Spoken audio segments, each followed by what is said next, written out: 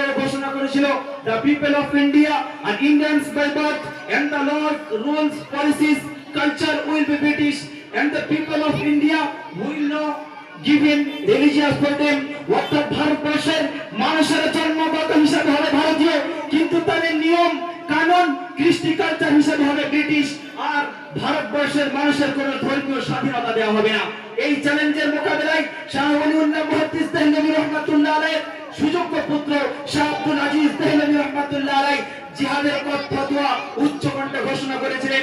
William উইলসন্টার the great মুসলিম পুস্তকে লিখেছেন, when in France get hold of a Muslim country, Abdul Aziz declared that it becomes impossible for the Muslim of the country and the inhabitants can no longer live so securely as prefer such for country is politically country of the enemy. অর্থাৎ শাহ আব্দুল আজিজ দেহলভী রহমাতুল্লাহ আলাইহ বলেছিলেন সত্য কবলিত দেশকে যে এদের বিরুদ্ধে জিহাদ করা ফরজে আইন, এদের বিরুদ্ধে জিহাদ করা ফরজে কিফায়া, এদের তত্ত্বাবধানে কাজ করা হারাম, এদের গোলামি করা হারাম। তখন এই ভারতীয় মুসলমানদের সূক্ষ্ম ও ঘুমন্ত ক্ষমতাকে জাগ্রত করে তোলে, আর তখন থেকে শুরু হয় এই ইংরেজদের বিরুদ্ধে প্রতিশোধমূলক আন্দোলন, সিপাহী বিদ্রোহী ওহাবী আন্দোলন এবং ইত্যাদি ইত্যাদি ইত্যাদি। সম্মানিত মুহতারাম হাজিরিন, এইরকম ভাবে ভারতবর্ষকে নিজের আয়ত্ত করে করতে শুরু করলো মাওলানা ফজলুল হক হায়দারাবাদী।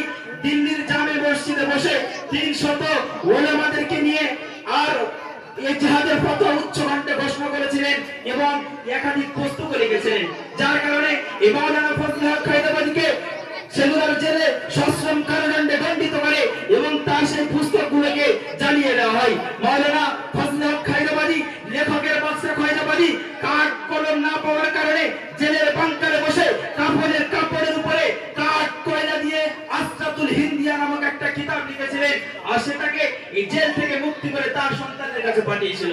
সম্মানিত মুহতারাম হাজিরিন, যখন সাম্রাজ্যবাদী ব্রিটিশ দেখলো যে আমাদের শাসন ক্ষমতা যদি বজায় রাখতে চাই তাহলে এই মাদ্রাসার ছাত্রদেরকে, এই আলেম সমাজকে নির্মূল করতে হবে, তাই তারা মিস্টার টমসন তার কিতাবের জীবনীর মধ্যে লিখেছেন 1864 থেকে নিয়ে আর 1867 পর্যন্ত মাত্র 3 বছরের মধ্যে 2 লক্ষ মুসলমান যাদের মুখে দাড়ি মাথায় টুপি ছিল তাদেরকে ধরে ফাঁসির দড়িতে ঝুলিয়েছিল।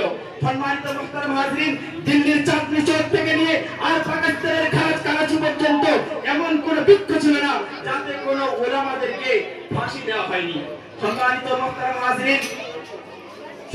মুহতারাম হাজিরিন, বিপ্লবী বীর কাসেম নানভী রহমাতুল্লাহ আলাইহ মুসলমানদের ঈমান, আকীদা, অস্তিত্ব রক্ষার্থে সচেষ্ট হলেন।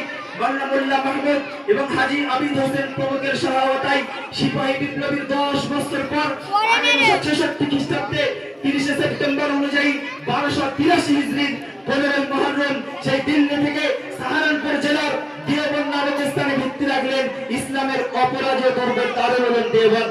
এখান থেকে তৈরি হয় বীর মুজাহিদ। একের পর এক ওলামাদের আক্রমণের কারণে ইংরেজরা তো ক্ষিপ্ত হয়ে পড়েছিল।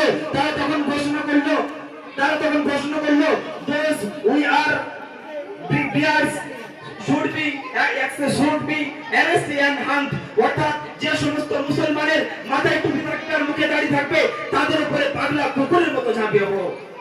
সম্মানিত মুহতারাম হাজিরিন, পরিশেষে এই শাইখুল হিন্দ মাহমুদুল হাসান দেওবন্দি রহমাতুল্লাহ আলাইহ মাল্টার জেলে ওয়াকাত্ত নির্যাতনের শিকার হতে হয়েছিল।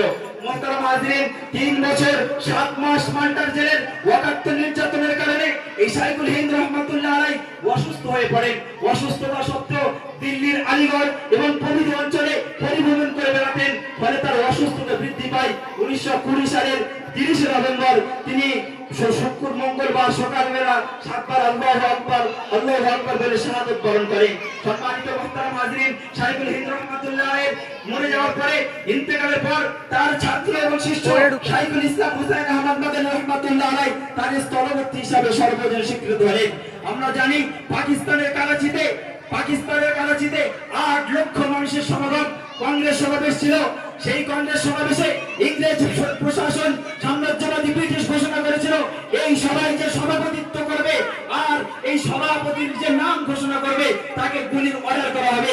সমস্ত কংগ্রেসের বড় বড় নেতারা ভয় তটস্থ, কারোর মুখে কোনো কথা নেই। এমন অবস্থায় এই শাইখুল ইসলাম হুসাইন আহমদ মাদানী মাথায় কাপড় বেঁধে জামার বোতাম খুলে দিয়ে বীরত্বের সাথে আগে গিয়ে বলছে, আমি হুসাইন সভায় আমি সভাপতিত্ব করব, আর আমি সেই সভাপতির হুসাইন আহমদ মাদানির আমি নাম ঘোষণা করছি। ইংরেজ, তোদের যদি সাহস থাকে তোরা গুলি চালা। এই বলে তিনি বক্তব্য শুরু করলেন। বক্তব্য শুরুতে একটা কবিতা পাঠ করেছিলেন, লিয়ে ফিরতি है बुलबुल चोंच में लेकर गुल शहीद, नाज तरबित कहाँ है, अंग्रेज को खिताब करके कहा, खेलो ना समझ के मुझे बर्बाद ना करना, हम भी किसी के बने हुए हैं। সম্মানিত মুহতারাম হাজিরিন, এর সারমর্ম হচ্ছে বুলবুলি তার ঠোঁটে পুষ্প নিয়ে শহীদের তামান্না অন্বেষণ করছে। এই কবিতা পড়া মাত্র আকাশ পাতাল মুখর করে তুললো। কমান্ডারের নির্দেশে সাম্রাজ্যবাদী ব্রিটিশ বলল গুলি চালাও, কিন্তু গুলি চালালো, গুলি থেকে ব্যর্থ হলো। পরিশেষে তাদেরকে জিজ্ঞাসা করা হয়েছিল যে কি ব্যাপার, তোমরা গুলি কেন চালাওনি? তখন সেই সমস্ত ব্রিটিশ প্রশাসন বলছে, আমরা গুলি যখন চালাচ্ছি তখন দেখতে পাচ্ছি যেন পুরো পৃথিবীটা উল্টে যাচ্ছে। সম্মানিত মুহতারাম হাজিরিন, কি অসাধারণ তার সাহস, আধ্যাত্মিক ক্ষমতা। তারা গুলি দিয়ে না পেরে করাচিতে মামলা করে, আর এই মামলায় আদালত তাকে 4 বছর সশ্রম কারাদণ্ডে দণ্ডিত করে। সম্মানিত মুহতারাম হাজিরিন, এগুলো আমাদের অবদান, এই মুসলমানদের অবদান বলতে গেলে মনে পড়ে যায় মাওলানা মোহাম্মদ আলীর কথা, যিনি এই স্বাধীনতা সংগ্রামের জন্য গ্রামে গঞ্জে শহরে নগরে জ্বালাময়ী ভাষণ দিয়ে বেড়াতেন। ফলে তার মুখ দিয়ে রক্তটা শুরু হয়েছিল। চিকিৎসকদের পরামর্শে দেশের খাতিরে তাকে বিশ্রাম নিতে বলা হলে তিনি বলেছিলেন, আরে বিশ্রাম নেব, যদি বিশ্রাম নিই তো স্বাধীনতার পরে নেব। এই অবস্থায় তিনি লন্ডনে পৌঁছালেন 1930 সালের 19 নভেম্বর। জ্বালাময়ী ভাষণ দিতে দিতে বলেছিলেন, এই ভারত, এই আমেরিকার লোকেরা শুনে রাখ, যদি আমাকে ভারতবর্ষের স্বাধীনতা না দিস তাহলে কান খুলে শুনে রাখ, এখানে তোদের এখানে দিতে হবে একটি কবর। স্বাধীনতার আসল জিনিস নিয়ে যেতে পারলে আমি আমার ভারতে ফিরে যাব, অন্যথায় গোলামের দেশে ফিরে যেতে চাই না। হলে তাই সেখানেই মাওলানা মোহাম্মদ আলী দেহ ত্যাগ করেন।